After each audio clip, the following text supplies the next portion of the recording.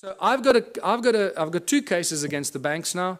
One of 5 counts of fraud, which they haven't argued any of the points. They've argued why I'm claiming all the money that I'm claiming. They're not arguing any of the points. And Scott Kundal has got a case with the New Economics Rights Alliance, which has become the 3rd largest non-profit organization in South Africa in the last 6 months, about 160,000 members.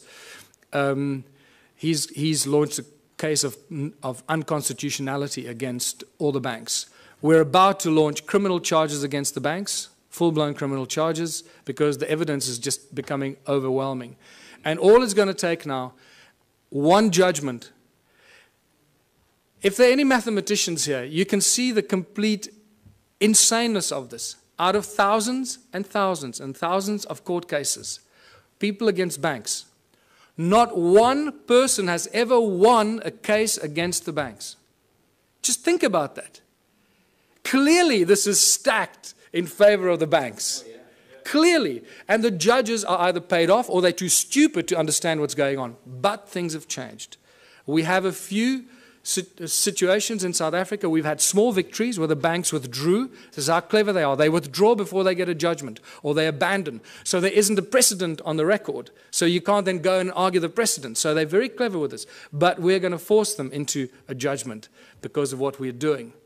And it's just going to take that first judgment, and then it's all over.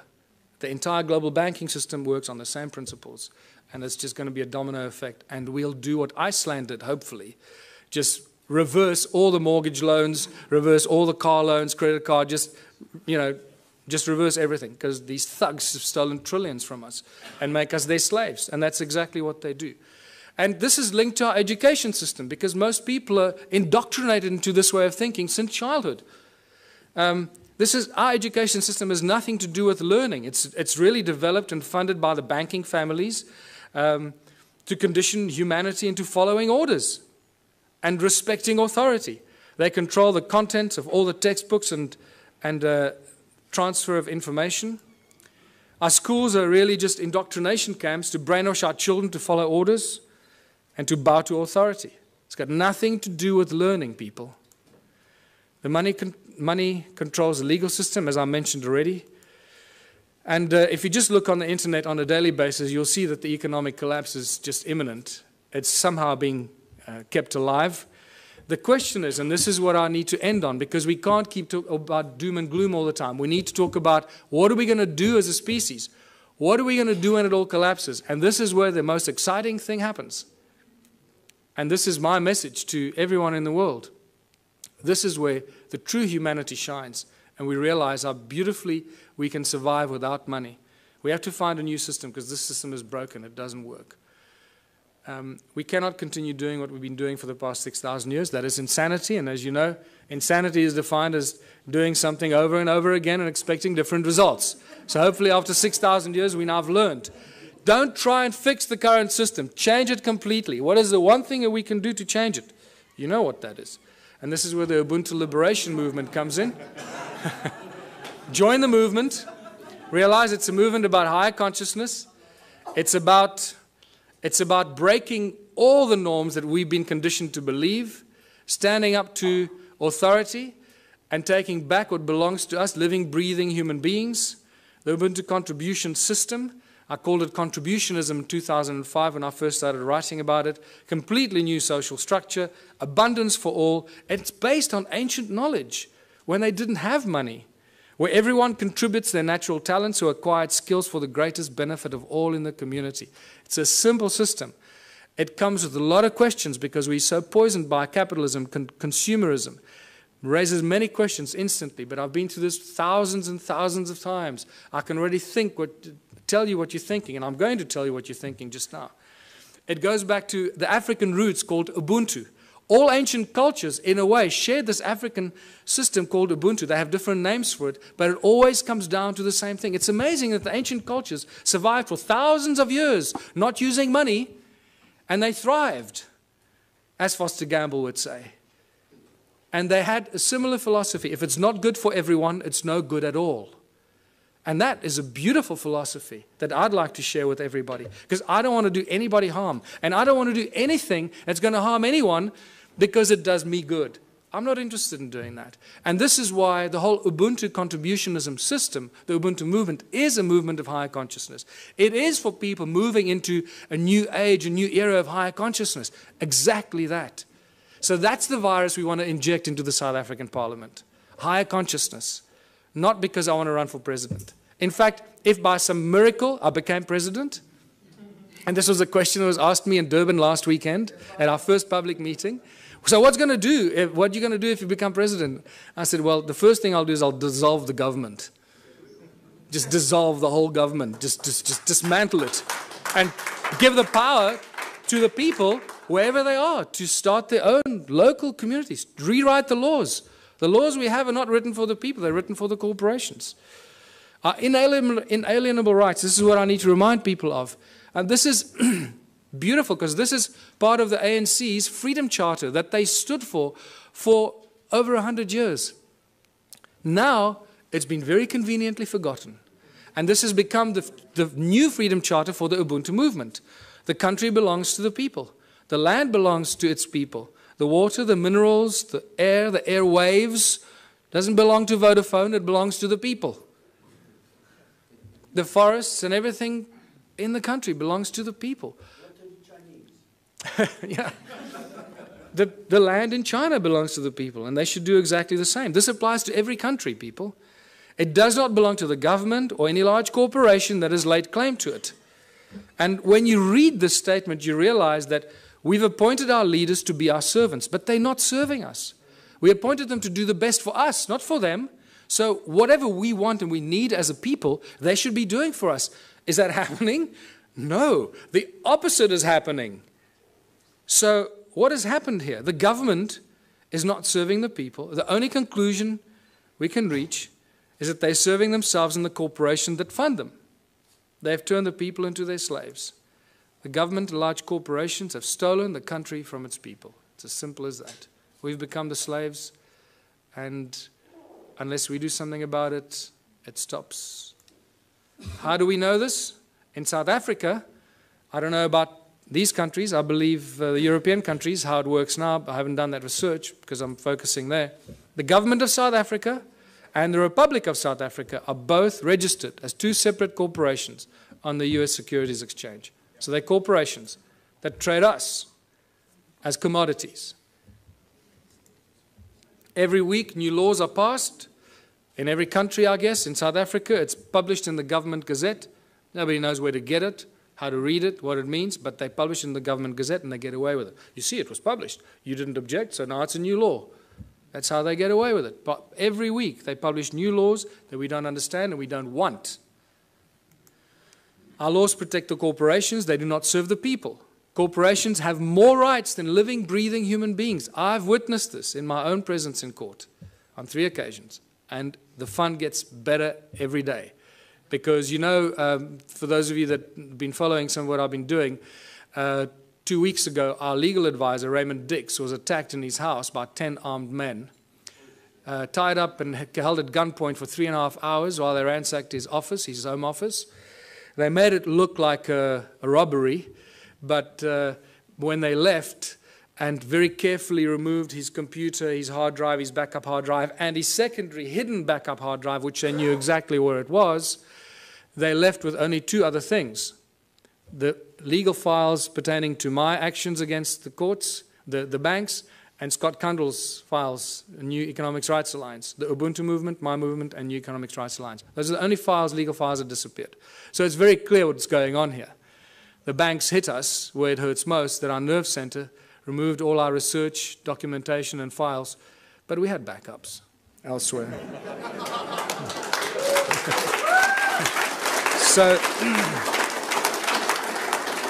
So now it's obvious, you know, if they take me out, they just created another martyr. So bring it on. I don't care. I know where I'm going. I'm going to sit on the right-hand side of Jesus.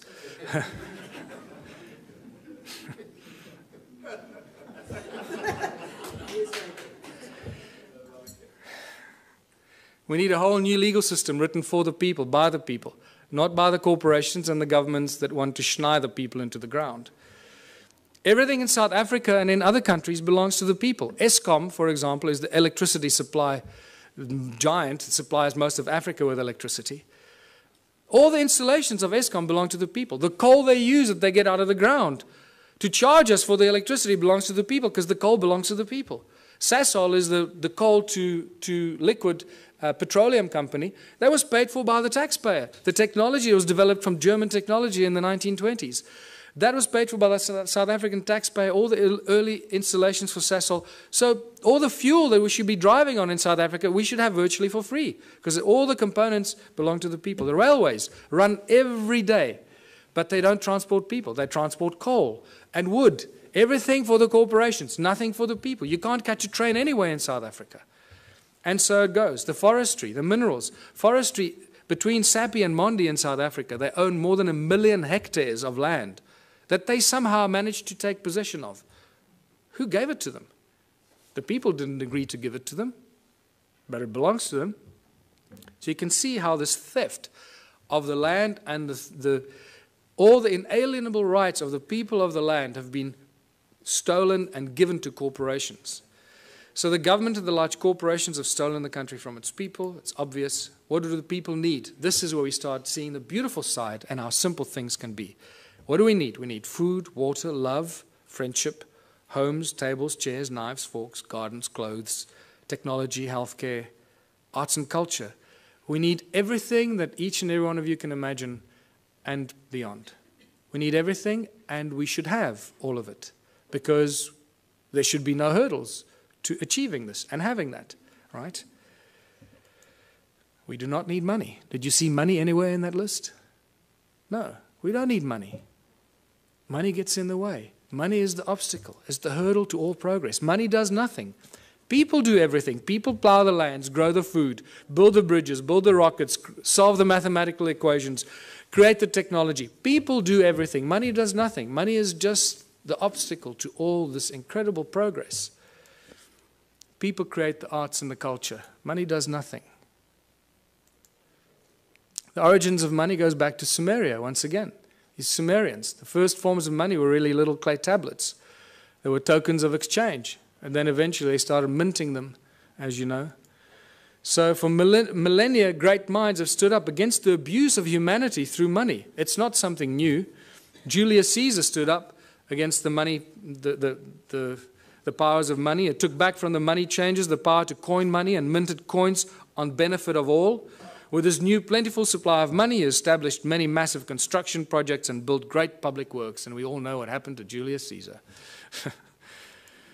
St. Thomas Aquinas in 1225 said that the charging of interest is wrong because it applies to double charging, charging for both the money and the use of money. In fact, church law in the Middle Ages forbade the charging of interest on loans and even made it a crime called usury, which we know very well today. And even Jesus in his last year of life, probably the only physical force he ever applied was threw out the money changers out of the temple because they were abusing the people.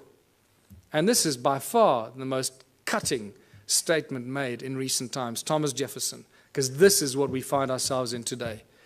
I believe that banking institutions are more dangerous to our liberties than standing armies.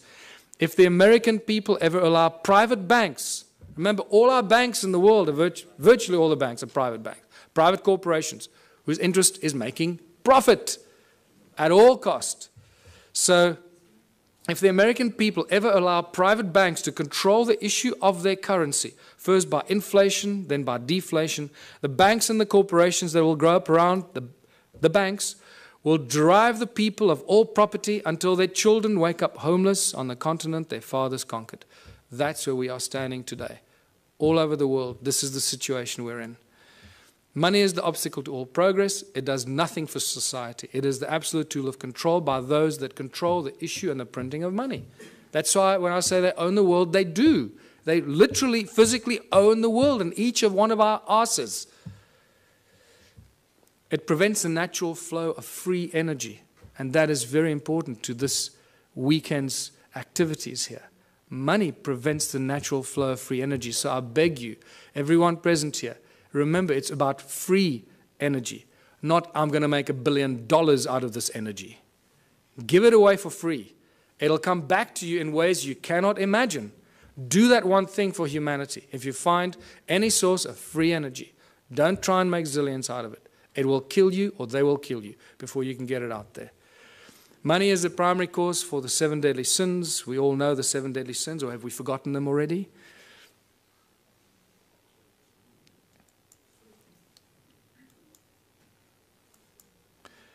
It's not the love of money. Many people ask, oh, it's just the love of money. Money, there's nothing wrong with money, man. It's just a form of exchange.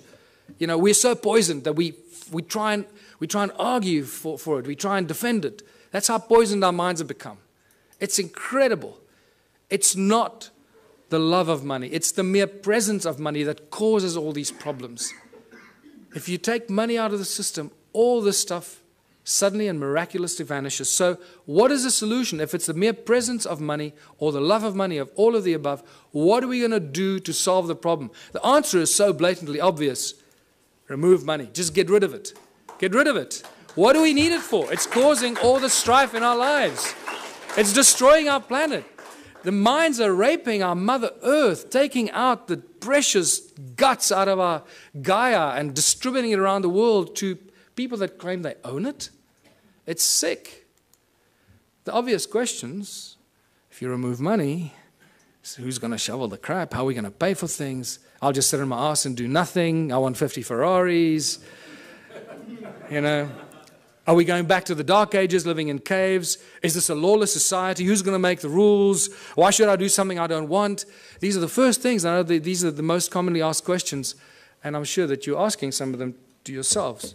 But I can tell you that as you work through this process of a moneyless society, a Ubuntu society, where everybody contributes their natural talents or acquired skills to the greatest benefit of all, with certain minor rules that are not rules, it's really just an agreement that this is how we're going to work together.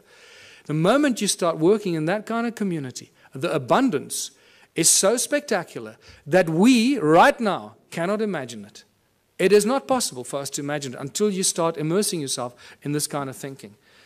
And I call these the Ubuntu communities, as I said, where everyone contributes their natural talents or acquired skills for the greater benefit of all in the community. A new social structure for a new world and a new age. Abundance for all beyond our wildest belief. There are 5 mantras, 5 key points to the Ubuntu society. And it's not barter or trade. Everybody often jumps, and a lot of people jump to the conclusion, think, oh, let's go back to barter. No. He who has more to barter or trade will eventually rule the roost. So you can't go to that system. If you have nothing to trade, what are you going to say? Well, I got nothing to trade, so I'll have to, kiss your butt. No. So the Ubuntu contribution mantra is the 5 points. No money, no barter, no trade, no value attached to anything greater or lesser than anything else. Because why? Each one of our contributions should be and is equally valuable. If you start telling, well, I'm a doctor, my time is more valuable than yours, you're barking up the wrong tree, brother. Okay.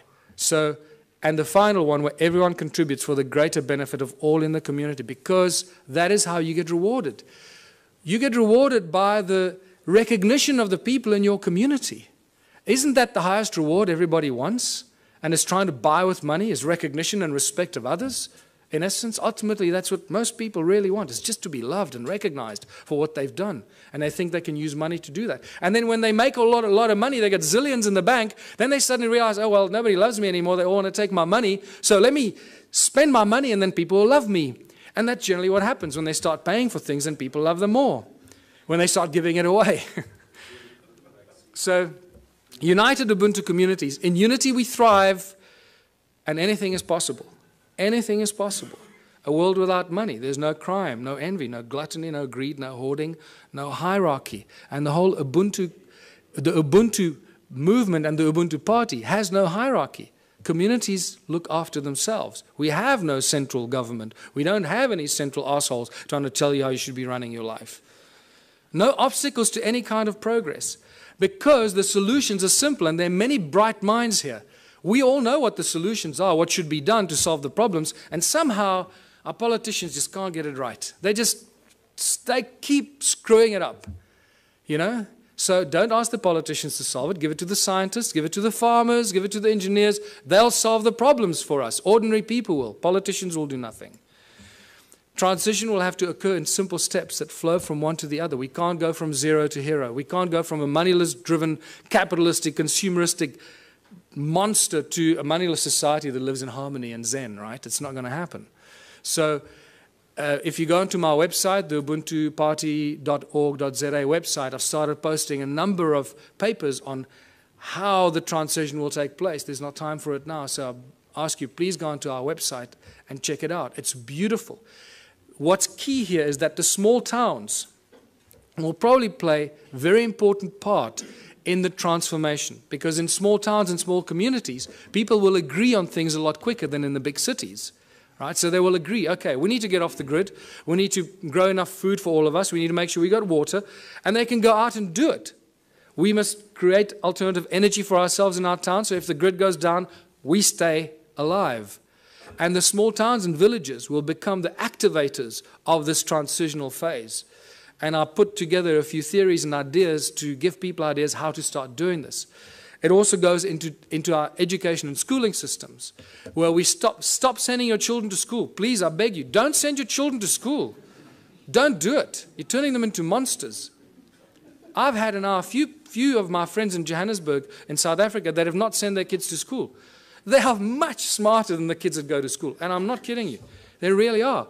They just learn from their parents, and they learn. And you'll find that often what happens with these kids, they start reading later. They might start reading a little bit later. But when they start reading, they become like these monster little readers. They just read everything. I mean, these little kids are reading books that other kids don't even dream of. And that's because they're not preconditioned by the schooling system. Energy, water, food, housing, arts and recreation. These are the things that small communities can take control of very, very quickly and establish it for themselves, make themselves go off the grid and be totally in control of their own destiny. And many community projects must be and should be attached to this activity. Absolute abundance on all levels. Once you start doing this, food, science, culture, community, abundance on all levels. Now I'm going to give you a small example. You've got to use your imagination here because there's not enough time now. We've got to finish off here. So imagine in a little town that I live. We got a river, we got a fish farm, we got a dairy farm, we got a bakery, we got a wood factory, a metal factory. The community starts to work in these projects. The whole Ubuntu thing means that, and contribution means that everybody must contribute 3 hours a week towards one of these community projects. That's all you have to do, 3 hours a week. A little town of 1,000 people, it's 3,000 hours a week. No municipality or town council can afford 3,000 hours a week salaries for people to do this work. Can you see how that's dramatically shifted the status quo and the equilibrium? How much we can produce if we just work for 3 hours a week on basic projects. Producing milk, cheese, butter, fish, breeding fish, baking bread, growing vegetables, and so forth. So now the community has been doing this for 6 months or a year, and they've established abundance on all levels, where all the people in that community that participate, that's why I called it contributionism, that participate and add their talent and their skills and their time, get everything, not for free, but virtually for free, so cheaply that the rest of the stuff, and also there's a principle where you create 3 times as much as you need for your own community. And I structure everything in the Ubuntu philosophy on the sacred geometry principles, 3366. So you produce 3 times as much as you need for your community. Why? Because there'll be other communities that can't produce what you're doing, so you'll be actually helping them while they're helping you with the things that you can't produce. So, and by the end of that, there's so much abundance because you're doing it 3 times that whatever you don't consume in your own little village or town, what are you going to do with? You're going to make it available on farmers markets and stores in your town for the surrounding communities. The moment you achieved that state, you've created the domino effect. Because what's going to happen to all the neighboring towns? All the people from those towns are going to come buy your bread, your milk, your cheese, your whatever it is you produce. Because it's going to be a fraction of the cost they pay for it in their own town. There's your domino effect. There's your trigger point. So think about it from that perspective. At the outset, it sounds like a huge thing. Wow, how are we going to go from there to a moneyless society? I believe that I've just taken you through a very simplistic example of how small towns and small villages and communities can be the trigger points and the examples that start the domino effect. Once the first town is set up, it's impossible for the surrounding towns to stay alive. They will have to follow the same example. Otherwise, all their businesses will close down. And when they do close down, then they will follow your example. So either they will do it willingly or they'll be forced into it because of stupidity. In the Ubuntu communities, children follow their passion and their dreams. The education system changes completely. There are no classrooms. Children learn real, practical skills. So by the age of 16, they've done everything. They've baked the bread. They've worked in nuclear laboratories. They've built rockets. They've built homes. They've built earthships. They've planted seedlings and grown fruit. And they'll be so wise by the time you're 16 because you've had all this experience. You'll be smarter than all the professors in the world thrown together today. So,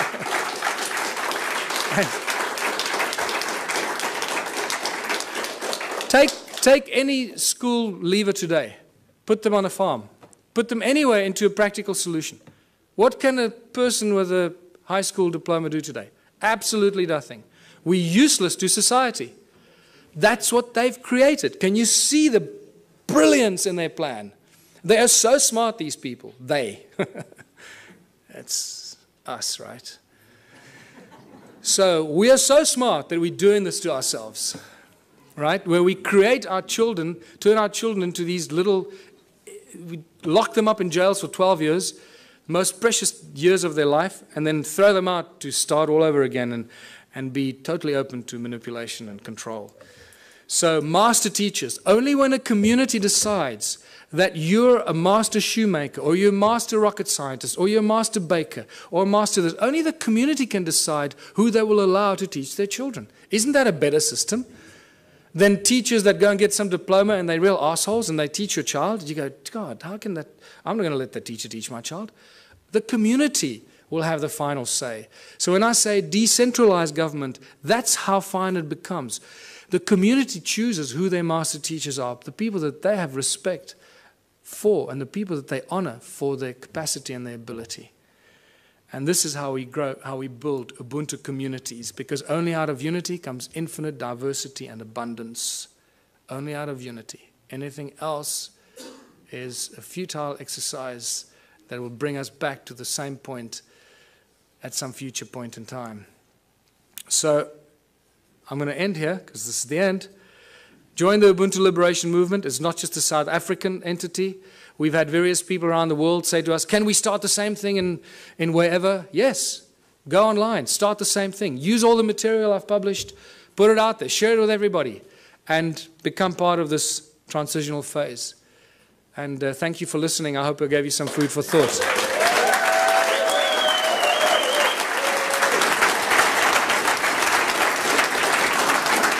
Thanks very much.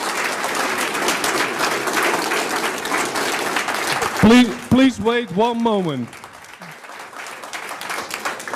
People are coming up to me and asking me, what can we do after the conference? Now, one of the things we can do after the conference, Michael needs exposure, big time. We need a bus going around. Everybody who has a Facebook page, a Twitter page, you just put one line, Michael Tellinger for president, and this website. People are going to pick it up sooner or later on the internet, and it's going to be recycled, recycled, recycled, recycled. It's safer, we're going to get the word out, and the ball is going to roll. Okay. Thank you.